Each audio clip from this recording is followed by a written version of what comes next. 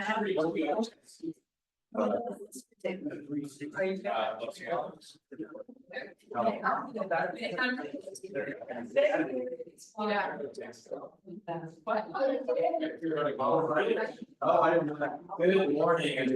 everyone. Patience. Thank you for your patience. We're gonna get started. I'm staying on the table.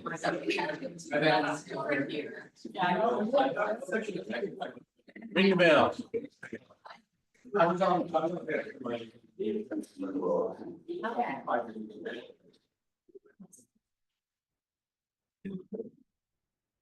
morning, everyone. Good morning. It is so good to be with you all, starting this holy season of Lent together. Let's begin with a little bit of prayer. The Lord be with you. Let us pray.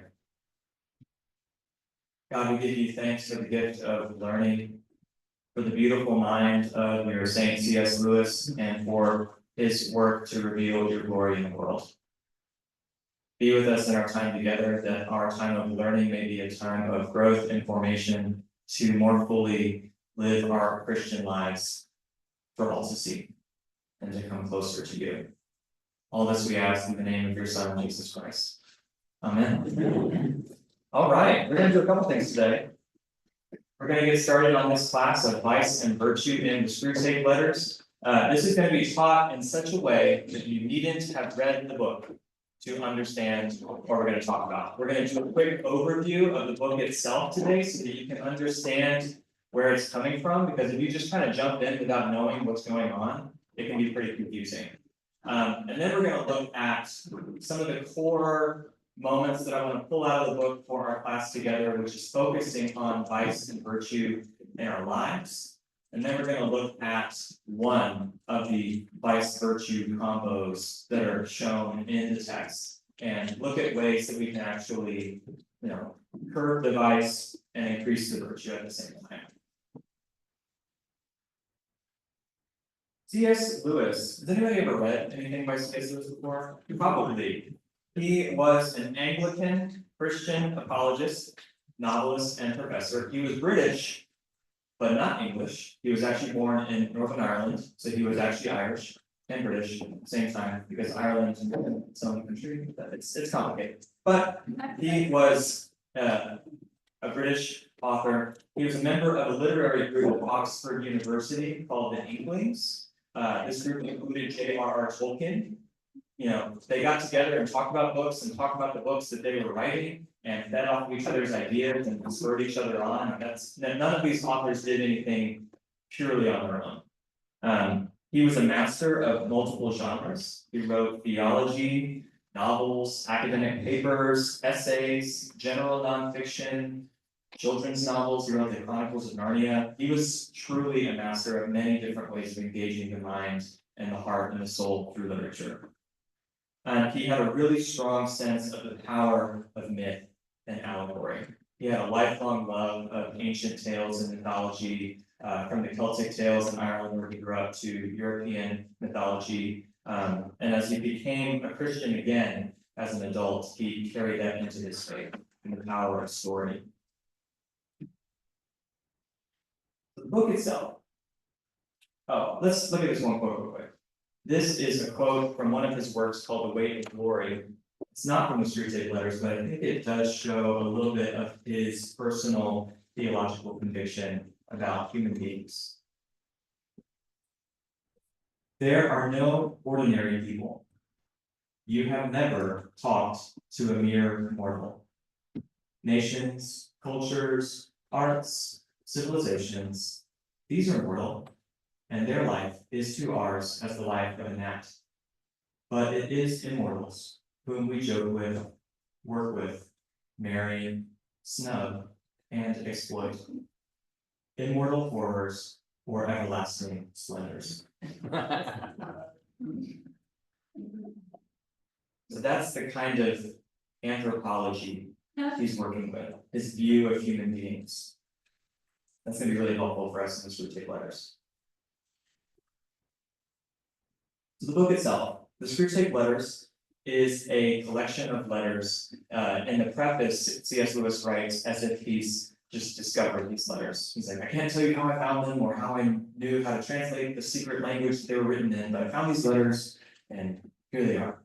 And these are letters written by a senior tempter demon in hell to his nephew, who's just getting out into his work. He just graduated from college, from tempting college, and he's just about to tempt his first human.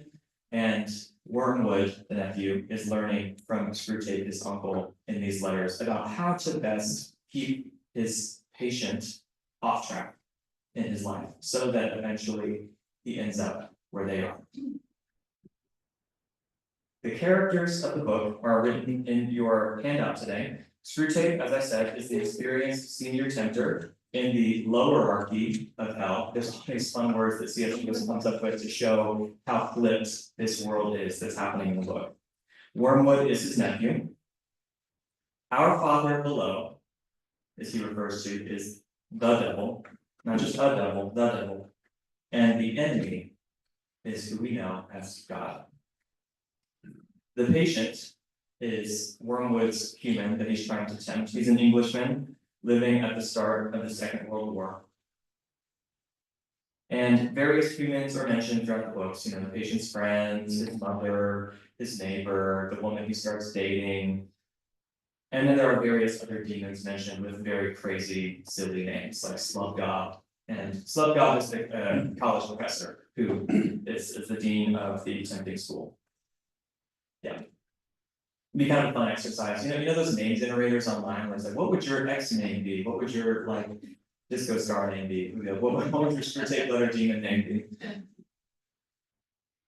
So the perspective of the book is entirely from Screwtape's perspective. He's the only voice we hear. There's no other letters by any other character. Wormwood never responds. You kind of just have to guess what Wormwood has been saying. But Screwtape does incorporate in his own twisted way the perspectives of other people. I preached a sermon a few weeks ago that showed what Screwtape's understanding of the enemy, God, it wants to do in the world. And he's actually, most of the time, pretty right, but just in his own wrong way. So it's interesting to twist his words back on himself to see what he's actually saying. And the world of the book, everything's flipped upside down from our perspective. So the lowerarchy of hell, or our Father's house. So when we read excerpts from the book, just if you get caught off guard by something, it's probably because of that.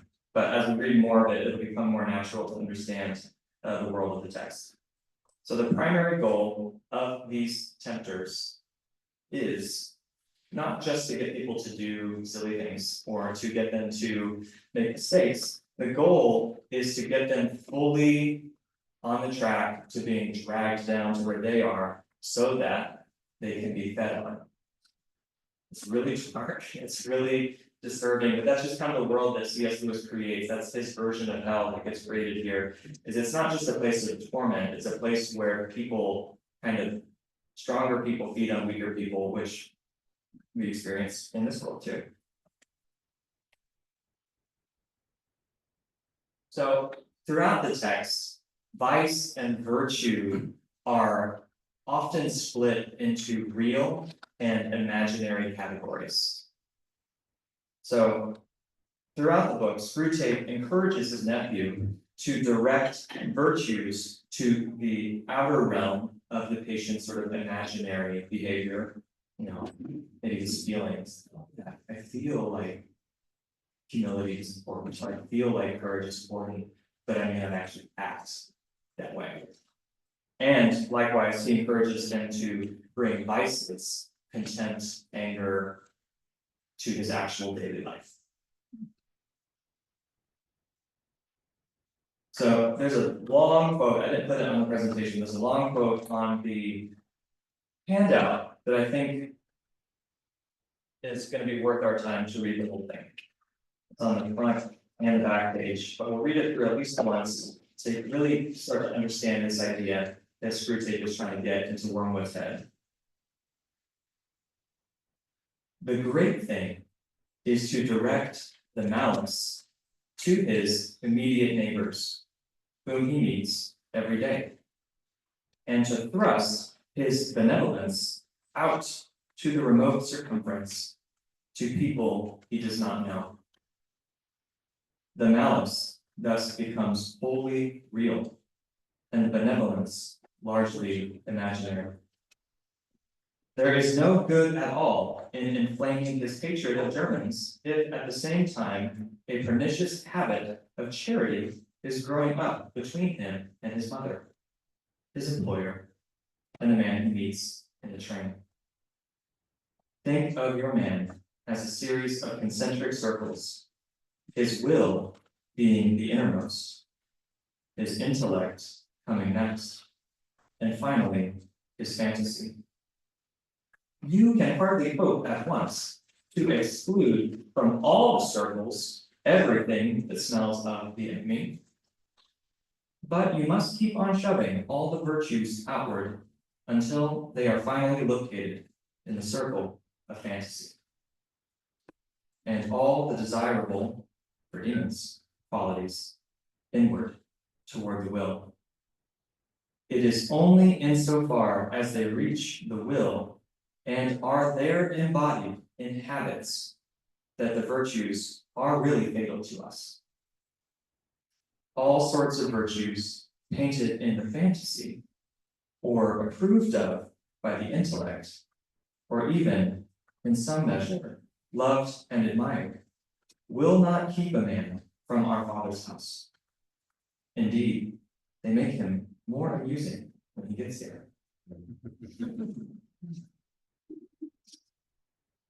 So now we've had a taste of Scrutiny's voice. I'm going to invite you to have some discussion at your tables about this quote. It's in your handout, so you can reference it if you need to. How does this idea sit with you? That virtues can kind of be imaginary and therefore not really impact our lives. How might imaginary virtues be helpful to the tempters? So take a few minutes and we'll come back together.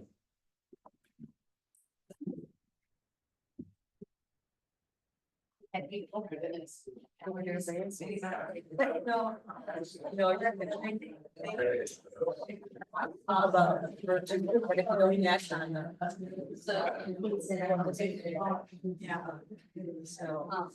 read?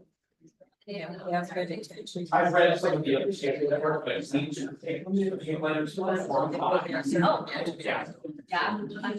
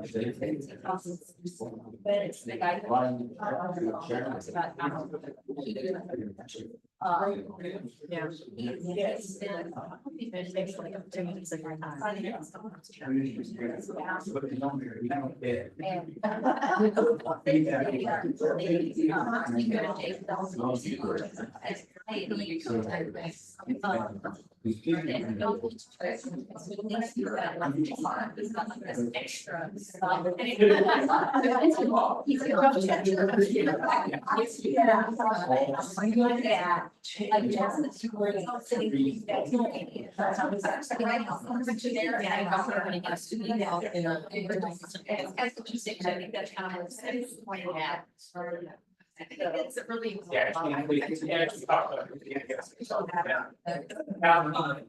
Identify yourself. It's easier for us. It's easier to get things to forget things like labels. You can have to evaluate change is like, but it's change out like that's necessarily change. You start out so even because you start out a lot of people. So I'll be back. I was something like when you had from the front side, you know,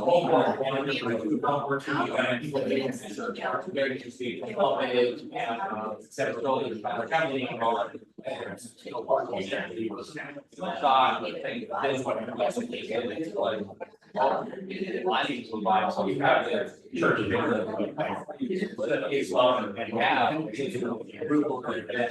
what are they going to and so that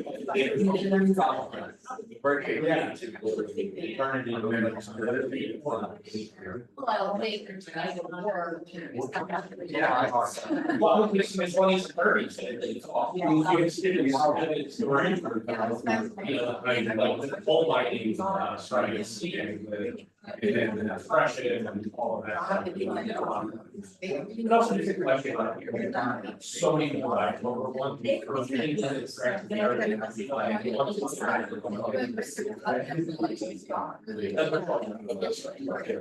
It's not. Well, I think it's just more time, but that's why, well, I think that also. And you see, there's guys. Yeah, well,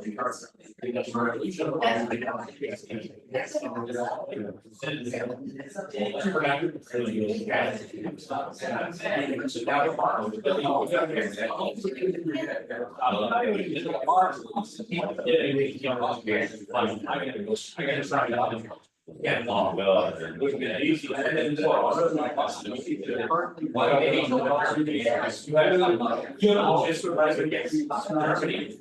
Right now. I mean, I think first phase. And it's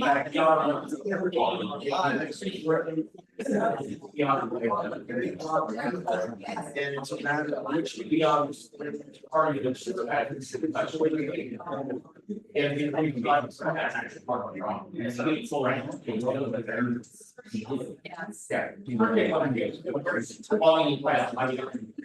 and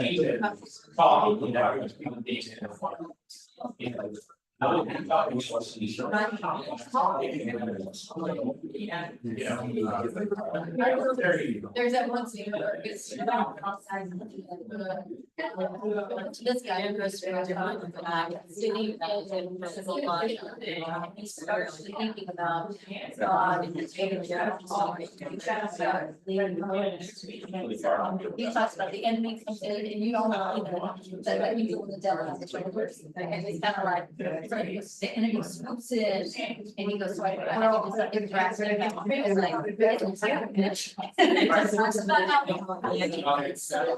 and it's like, no, you need to, so then he's like, no, you need to, you need to. You're right. And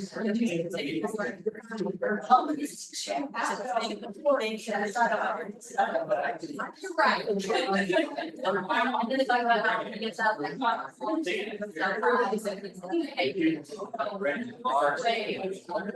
Like, please away.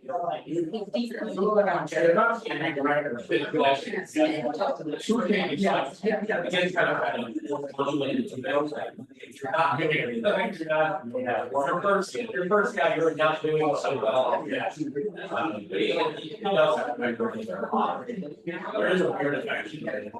At the end of the day, it's different. It's every word and everything.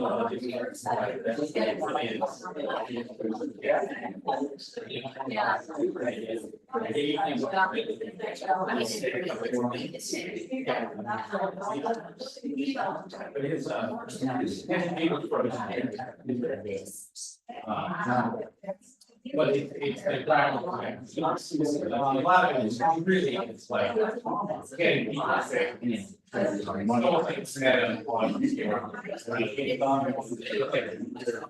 It's not teaching you like what the command is. It's like it's all the potential downsides. I think a lot of ways getting distracted and getting turning it into trying to make the changes that you guys want the results that you want to have. It really is. Yeah, you can. It's great.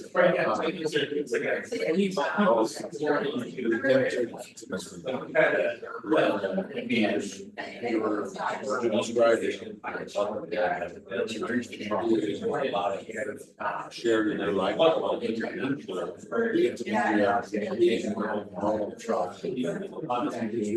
He's kind of like a beaver when he calls.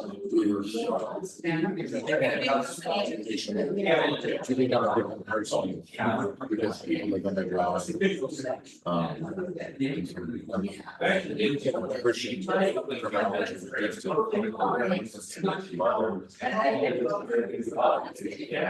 Without intellectually hard on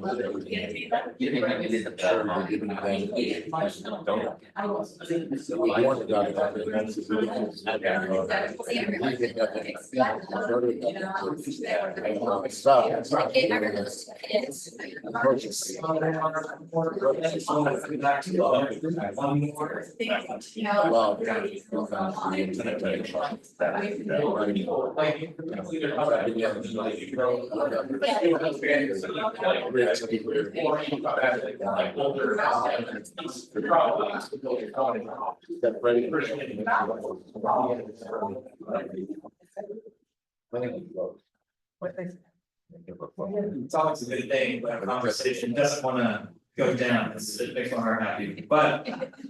We gotta spend time as a big group too, what came up at your tables? I'd love to hear if there's anything that really stood out to you or something that you think the larger group would like to hear about. Say. Yeah, Michael, we mentioned how imaginary virtues can be like. A good cloak for you to not have to do the hard work in your individual life a little bit, and even if you have decided to turn over a new leaf, like C.S. Lewis was kind of like an agnostic and then came back from Christianity, then you have to like, not just make that change and go to church and try to be a nice person, that it's like, you have to look at yourself and what you're doing and your motivations as well. You have to have self-examination, and C.S. Lewis writes as one who's done it, And he's gone through changes in his life. And you're right, the imaginary virtues can be a cloak, they can be a really good trick. You know, it is important to want to be virtuous. And it's also important to be virtuous, right? What else? Mariana? So, to us, we share these several ideas, but to me, virtue is only attainable. Yes, with your hard work, or your morals, what your morals are, but ultimately by the grace of God. Mhm. That's a great point. Virtue is only attainable by the grace of God. And thankfully, that does show up in the Screwtape letters. They are not tempting these people for no reason, because they are constantly trying to undo the good things that God is actively doing in these people. And some of the good things might seem kind of like a surprise, but we'll get to that later. But that's an excellent thing to remember. It is not just willpower that gets us into a better life. And we do have to actually. What else? Anything, anybody kind of struggle with this idea? Was it kind of hard to hear? I'm pretty. The word used. The goal is painting them. And I myself have been challenged every single day all my life. Virtue is something that you are going to be challenged with, regardless of every attempt that you make, because he won't give up. He just won't. His end game is the Super Bowl period. And there is no in between, so regardless of how hard you try to maintain that virtuosity, he's gonna be knocking on the door. And it takes a specifically strong spirit to push off and maintain the virtue. But in today's society, it's almost next to impossible. Because of the challenges that you wake up with every day are never the same as the day before. And virtue is just, you just have to fight for it if you want.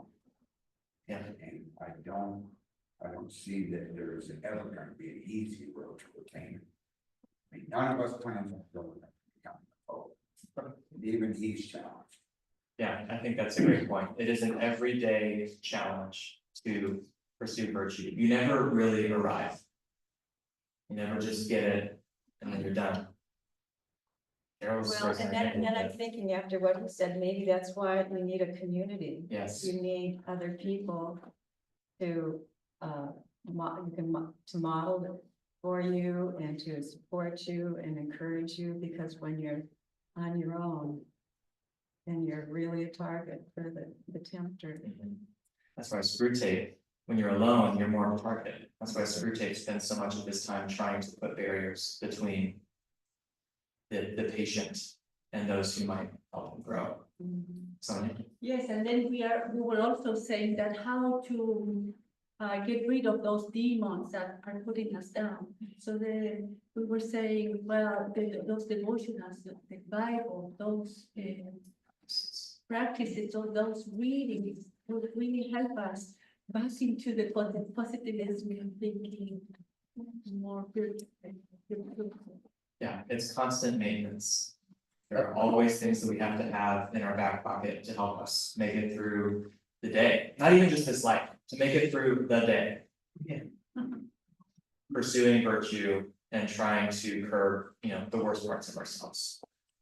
The devil made you do it. And you'll do it every day. Not Yeah, today, that's Satan, exciting. not today. Anything else? Anything else you want to share for them? Okay, Maybe oh, yeah, that virtue, comes to us is reinforced by the grace, the love of God. Which comes to us through people, Mm, and that's a very important link. If you don't have the people, even if you're a monk, you need to have your community Yeah. to reinforce it. yeah, that's true, you need to have a community. Someone once shared with me an image that has worked so well for me in my mind for the spiritual life or Christ. And it's like being a farmer. If you are a farmer, you gotta do some work.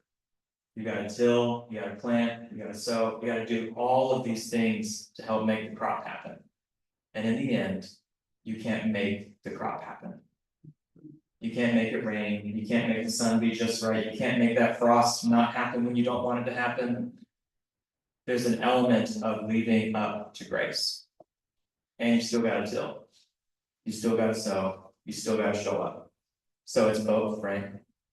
You gotta do it in community and you gotta work, and you can't make it.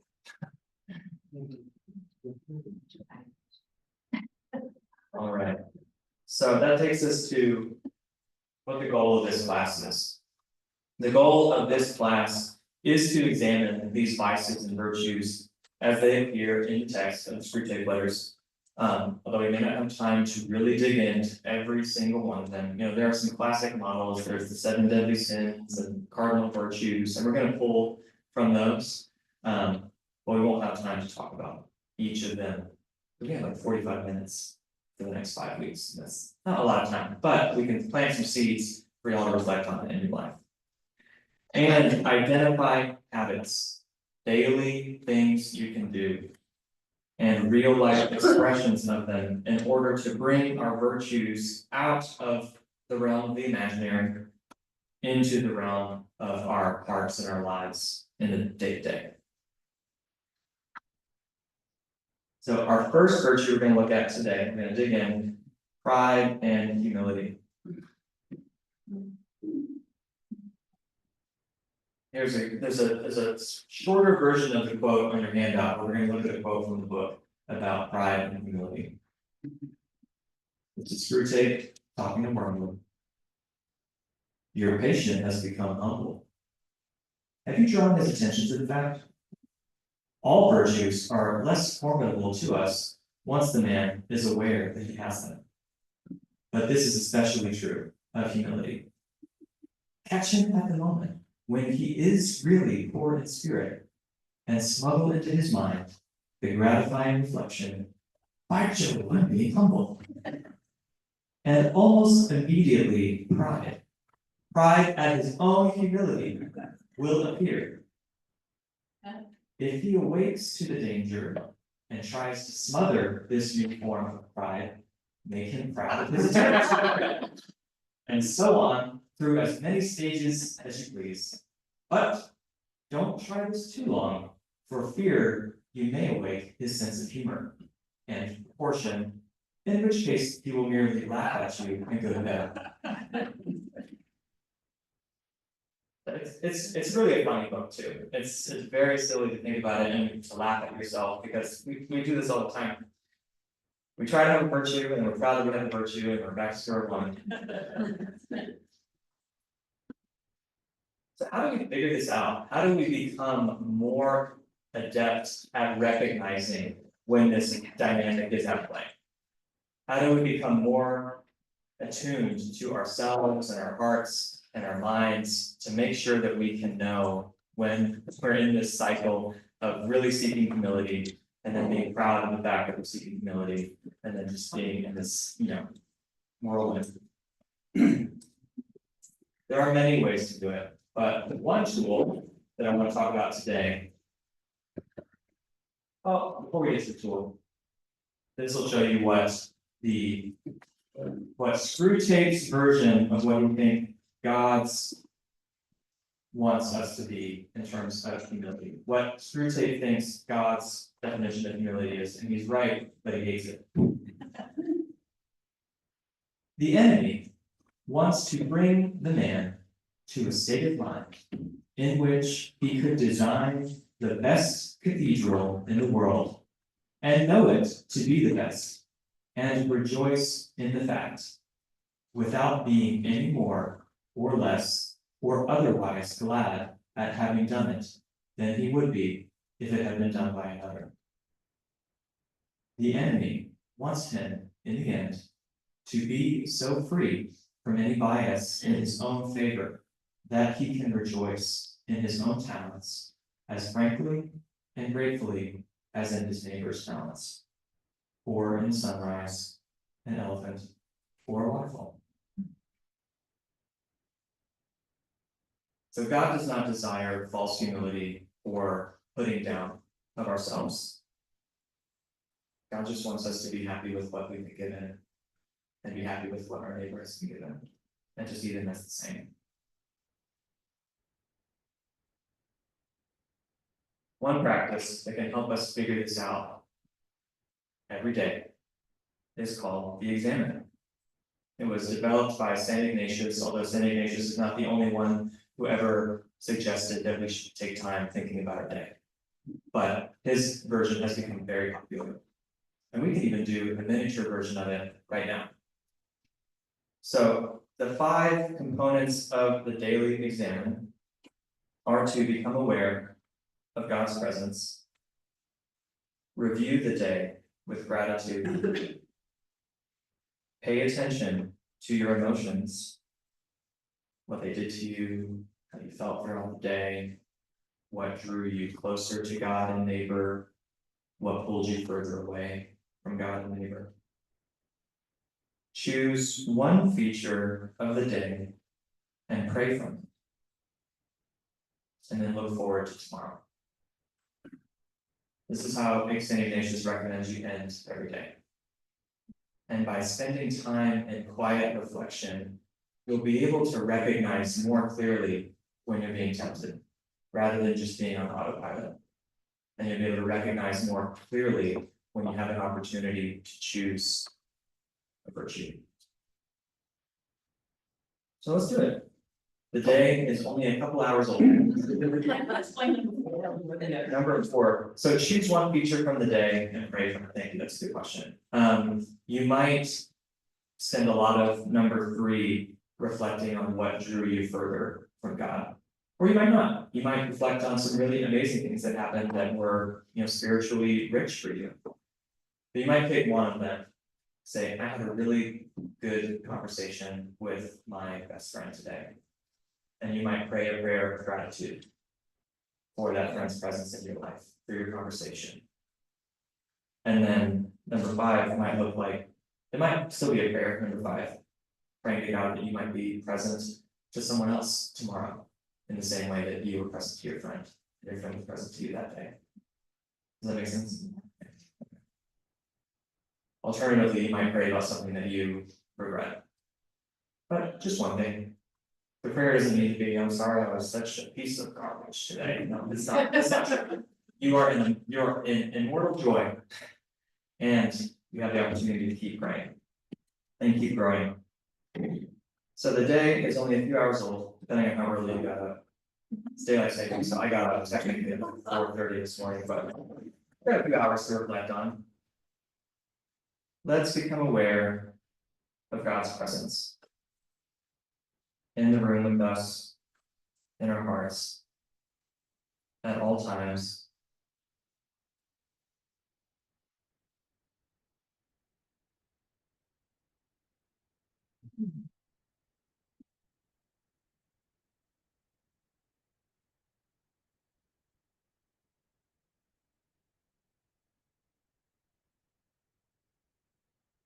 Review the day so far. What kind of drive did you have here? What kind of morning have you had? Who have you interacted with?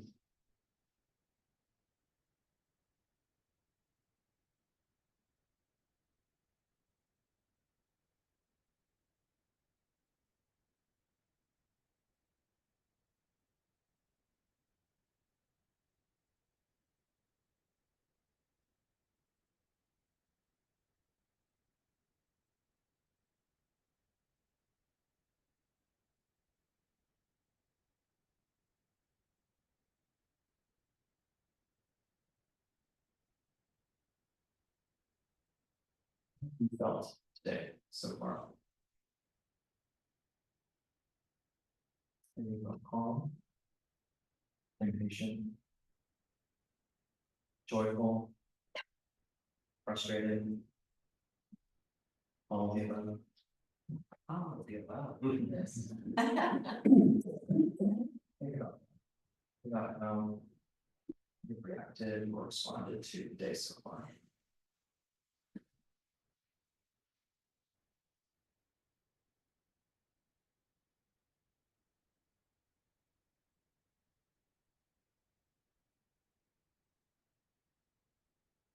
These moments might be standing out to you. Think about it even more.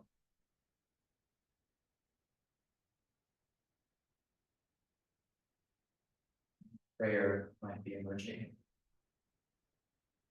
in this reflection.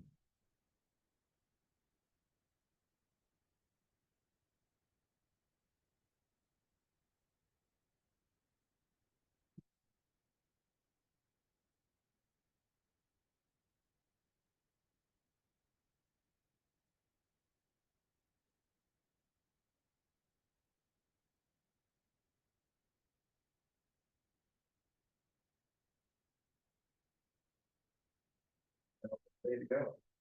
What do you look forward to in the day? How do you hope to be this day? How do you hope to see God at work in you?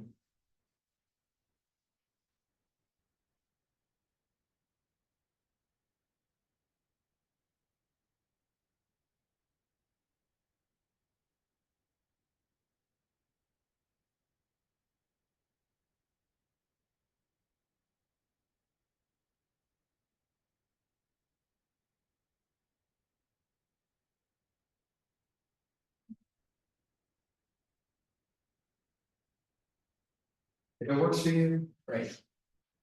If it doesn't, that's fine. There are many ways to become more mindful, more attuned to what God's doing in your life. But this has worked for a lot of people for a long time. So it's worth giving it a shot. Paying close attention is the first step to subverting what the screw tapes of the world are trying to do in our lives. Being able to pay attention means that you're able to notice rather than just sort of react to where God or the forces of evil might be at work in you. We're going to end our time together with some more discussion. What stood out to you? What was challenging? What do you hope to remember? If the exam doesn't work for you, what are some tools that work for you to be a little bit more attentive? Thank you. Thank you. You know.